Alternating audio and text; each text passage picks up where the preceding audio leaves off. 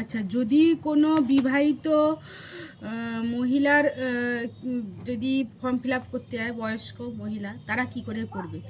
এখানে প্রথমে আছে জন্ম তারিখ। তো জন্ম তারিখ যার যেরকম, এটা ধরো 03/1900, যাই হোক 1900 যত সালে হয়েছে, 1980, যাই হোক। তারপরে এখানে আধার নাম্বার, ওই বয়স্ক মহিলার আধার নাম্বার দিতে হবে।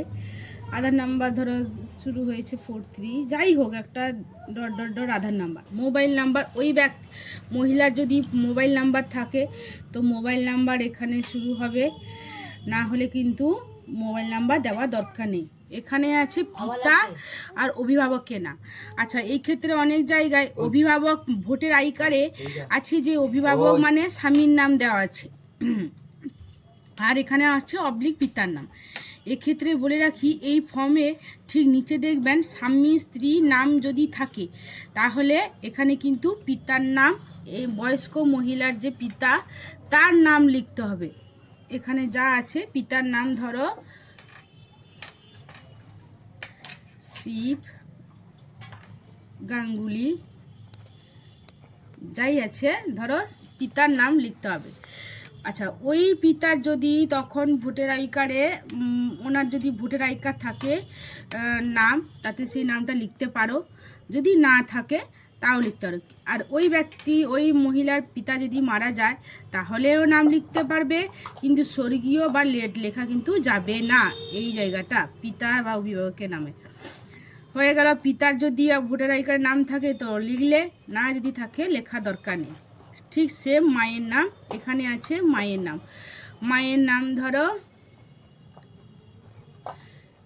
শিবানী গাঙ্গুলি লেখা হলো। মায়ের যদি এপিক নাম্বার থাকে, ভোটার আই কার্ডের নাম্বার থাকে, তো যদি থাকে তো লেখা হলো, যাই হোক ডট ডট ডট। এবারে স্বামী আর স্ত্রী, যেহেতু মহিলা তাহলে তার স্বামীর ওপরে টিক চিহ্ন দিতে হবে, দিয়ে স্বামীর নাম ধরো দেবান প্রধান, যাই হোক লেখা হলো। এবারে এখানে স্বামীর যদি এপিক নাম্বার থাকে, মানে ভোটার আই কার্ডে প্রেজেন্ট যে ভোটার আই কার্ডে যদি নাম থাকে সেটা লিখতে হবে, যাই হোক ডট হয়ে গেল। এবারে এই বয়স্ক মহিলার এই যে এখানে মেন কথা হচ্ছে বাম দিকে 2002 সালে নির্বাচন করতে হবে। আচ্ছা, এই যে উপরে যে মহিলার যদি নির্বাচকে 2002 সালে ভোটের লিস্টে নাম থাকে তো সেখানে তার নামটা লিখতে হবে। ধরো দুলু প্রধান,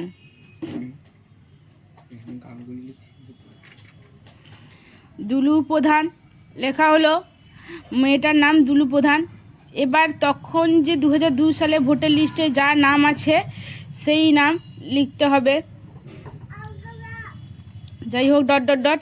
আত্মীয়ের নাম, 2002 সালের ভোটার লিস্টে যে আত্মীয়ের নাম আছে, দুলু প্রধানের আত্মীয় ছিল হাজব্যান্ড, স্বামী বা সম্পর্ক ছিল দেবান প্রধান, তো সেই আত্মীয়ের নাম লিখতে হবে। এখানে দেবান প্রধানের নাম লিখতে হবে, স্বামী যেহেতু ছিল তখন স্বামী দেবান প্রধান।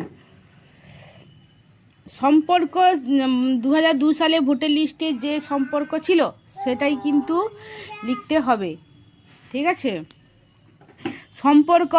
সম্পর্ক জায়গায় লিখতে হবে হাজব্যান্ড,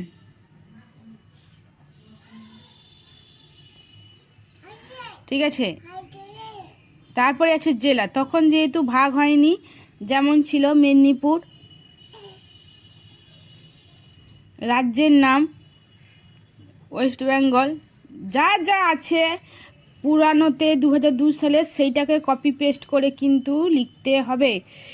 এখানে আছে বিধানসভা ক্ষেত্রের নাম, এই যে বিধানসভার ক্ষেত্রে 2002 সালে ভোটার লিস্টের ওপরে যা আছে সেইটা অনুযায়ী লিখতে হবে। ধরো দাসপুর বিধানসভার ক্ষেত্রে, ধরো সেখানে দেখবেন ঠিক ক্ষেত্রে নামের নিচেই লেখা আছে ক্ষেত্রের নম্বর, সে 20 হোক, 19 হোক, 60 হোক, 50 হোক, যাই আছে। এর ধরো 11 আছে, তো 11 লিখবো। অংশ নাম্বার পাশেও দেখা আছে অংশ নাম্বার, ভালো করে বড় বড় অক্ষর লেখা আছে অংশ নাম্বার। ধরো অংশ নাম্বার ধরো 20। এইরকম করে ক্রমিক সংখ্যা যা আছে, ক্রমিক সংখ্যা মানে ভোটের লিস্টে যে নামটা আছে তার ক্রমিক সংখ্যা, যেমন 112, 110, 1, 2, 3, 4 যাই আছে, ধরো এর 4 আছে, তো 4। এইভাবে কিন্তু বিবাহিত মহিলা সেভ করবে। এবারে